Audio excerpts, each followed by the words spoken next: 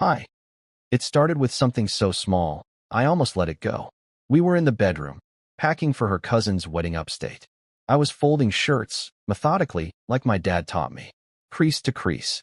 She was rifling through her jewelry box, a mess of silver chains and mismatched earrings, when she pulled out a small velvet box. Deep green, the kind you don't see anymore, worn around the edges. She turned away from me as she opened it, but I saw her shoulders stiffen, just for a second. "What's that one?" I asked. She smiled, a little too fast. "Oh, this? Just something from my Aunt Margot.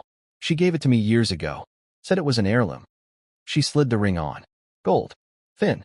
A quiet, delicate thing, with a little emerald set into the band. I'd never seen it before. Or if I had, she never wore it around me. "Aunt Margot," I said slowly. "She the one who moved to Portland?" "Yeah," she nodded, not meeting my eyes. "You met her at our engagement party, remember?" I didn't. I remembered a Margot.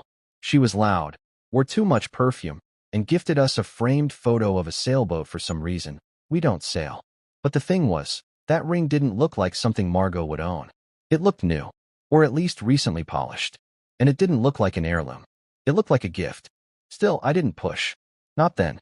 Instead, I said, "Looks nice on you." She smiled again, more genuinely this time.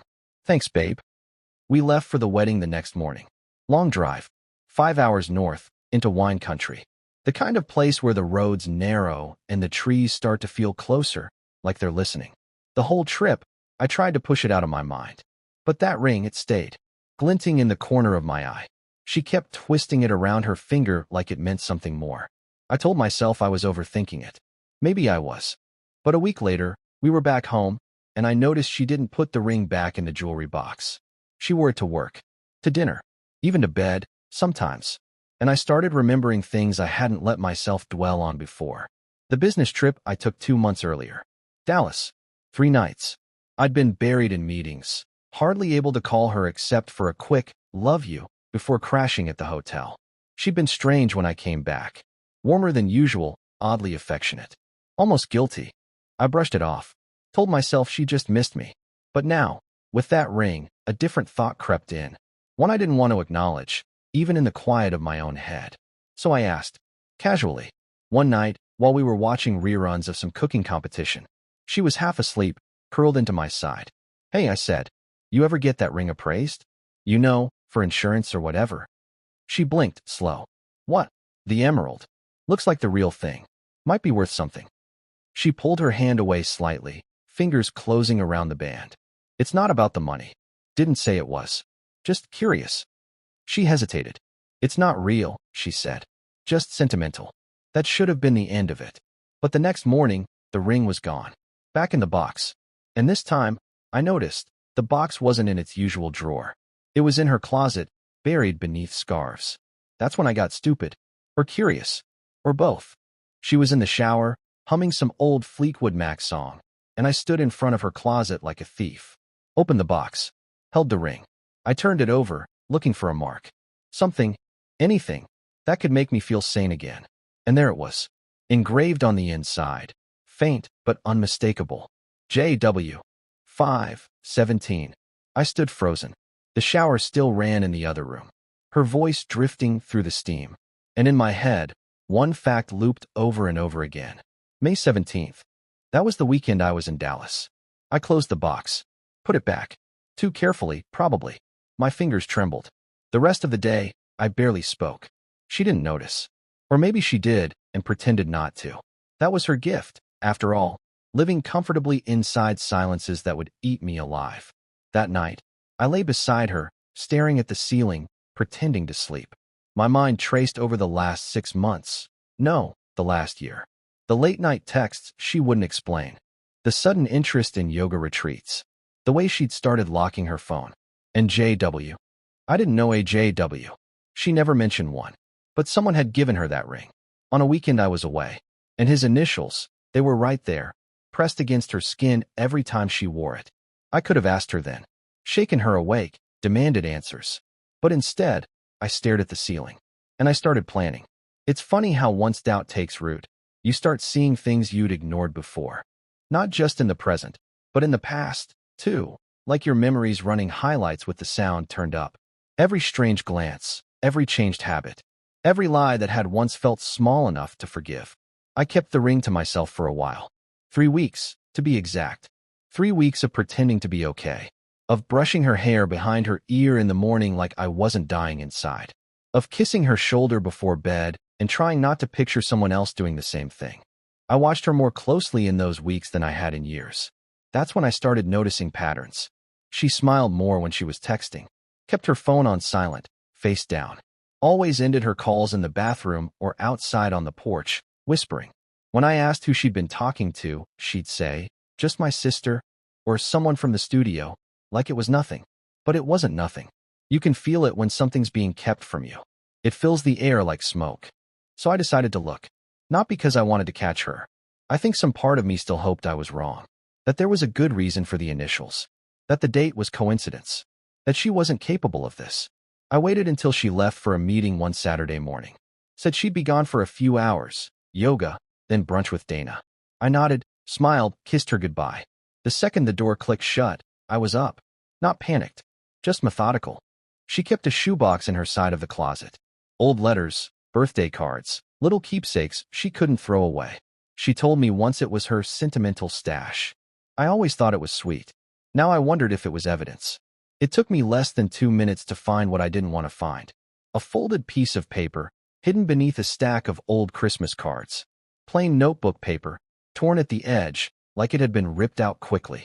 It was dated May 18th, the day after I'd flown back from Dallas. Can't stop thinking about you. Last night felt like something out of a dream. When you opened the door in that dress. I didn't read the rest. Didn't need to. The handwriting wasn't mine. The name signed at the bottom wasn't J.W. either. It was just J. But it didn't matter. I knew. I sat down on the edge of the bed, the letter dangling from my fingers like a match still burning. She had someone. Maybe still did. Maybe it was over now. But that ring, that engraving, it was a scar. Proof she'd let someone else into the space I thought belonged to just us. When she got home that afternoon, I was in the kitchen. She came in smiling, sunglasses still on, coffee in hand. Hey, babe, she said, kissing my cheek like nothing was wrong. Want some of this? Dana swears it's better than anything downtown. I didn't answer, just nodded. And I didn't ask. Not yet. Because I wasn't ready for her to lie to me again. Not until I had more. That night, after she fell asleep, I went back into the closet. Not for the letter this time. For her planner. She kept everything in there, appointments, reminders, grocery lists. It was like her second brain. I flipped back to May. On the 17th, she'd written, dinner with Jess at Haven. Underlined. I remembered that night. I'd called her around 9:30 from the hotel room in Dallas. She hadn't picked up. Texted me back the next morning with a sorry. Fell asleep early. She hadn't been with Jess. I knew that now. So I called Jess. I waited until Tuesday. Played it casual. Ran into her at the co-op. Hey. I was trying to remember. Did you and Claire go to Haven in May? Mid-month, maybe the 17th? Jess looked at me, puzzled. Haven? In May? No. I was in L.A. that weekend for a shoot. I smiled. Must be mixing it up. She narrowed her eyes. Why? No reason. Just curious. We said goodbye, and I walked out of the co-op knowing something for sure. My wife had lied, and she'd written it down. That's when I started collecting things. Not to use against her, not yet. Just to know. To see the shape of the truth. Emails. Calendar entries. Texts she forgot to delete from the cloud. Receipts I found in her coat pockets. A hotel stay, under a different name, paid in cash. Twice. And photos. One in particular, a selfie, half her face in frame, lips painted red. Taken in a mirror, the emerald ring clearly visible on her finger. Dated May 17th, 10:42 p.m. I stared at that photo for a long time. She was in someone else's room, wearing that ring, smiling that smile I used to think was just for me. And the worst part wasn't the lie itself. It was how easy she'd made it look. The night I confronted her was unremarkable in every other way. No storm outside. No dramatic music playing in the background. Just a Thursday. Just us. Chicken in the oven. A glass of wine in her hand. The soft hum of the dishwasher behind her. I'd spent the whole day rehearsing how I'd say it. Thought I'd lead with a question. Ease into it. Catch her off guard. But when the moment came, it didn't go that way. I was sitting at the table, the letter in one hand, the ring in the other. She walked in from the kitchen, saw what was in front of me, and froze. Her eyes didn't go wide. She didn't gasp. She just stopped, like someone had pressed pause on her. For a moment, we just looked at each other. 10 seconds, maybe less. But it felt like the longest silence we'd ever shared. "Whose ring is it, Claire?" I asked. Her lips parted, closed again. Then she sat across from me slowly, deliberately, like she was trying to control the room. "I told you. It's from my aunt." I slid the ring across the table, then explained the engraving. She stared at it, didn't touch it. "JW 517, I said. "That's the day I was in Dallas. The night you told me you were at dinner with Jess, who, by the way, was an L.A. Her face didn't change, but her hand, resting on the table, curled slightly, fingernails digging into her palm. I pulled out the letter next, unfolded it, laid it flat like a piece of evidence in court. I didn't read the whole thing. Didn't need to. Her mouth opened, closed again. I think she realized, in that moment, there was no version of the truth that could save her. Not entirely. "I didn't mean for it to happen," she said. It was the softest I'd heard her voice in months. Like she was speaking to a version of me she remembered, the one who still brought her coffee in bed, the one who believed in every excuse she gave him. I didn't answer. She swallowed. "It was a mistake. I didn't even know how to end it." "But you kept the ring." Her eyes welled up. "I don't know why. That was the part one couldn't understand, or maybe didn't want to. She had him, clearly, whoever Jay was. But she also came home. She also said she loved me, wore the ring he gave her, and kissed me goodnight in the same breath." "How long?" I asked. She didn't speak. "How long, Claire?" 2 months, she whispered. 3, maybe. "It didn't mean." "Don't say it didn't mean anything." I cut in. "You don't engrave something that doesn't mean anything." The silence sat between us like a third person at the table, someone uglier than either of us could name. "I thought I wanted something else," she said, eyes glassy. "I thought you were gone all the time. I felt invisible. And he gave you a ring," I said, "while I was building our life." That broke her a little. I saw it in her shoulders. "I'm sorry," she said finally. "I don't know what else to say." I nodded slowly. Not because I forgave her, not even because I believed her, but because I knew there was nothing left to fight for in that moment. Whatever she thought we were, it ended with that engraving. "I don't hate you," I said. "I wish I did. It'd make this easier." She looked up then, eyes wide with a kind of hope I couldn't understand. "I just don't trust you anymore. And without that, what are we?" She didn't answer. I stood up, walked to the door, picked up the small bag I'd packed 2 nights ago, just in case. "I'm going to stay at my brother's for a while," I said. "We can talk lawyers next week." "Please don't go like this," she said, standing. "We can fix it. We can try." I paused at the door. "Claire," I said, turning back one last time. "You wore another man's initials on your hand. In our bed. There's no fix for that." And then I left. The hallway felt colder than I remembered.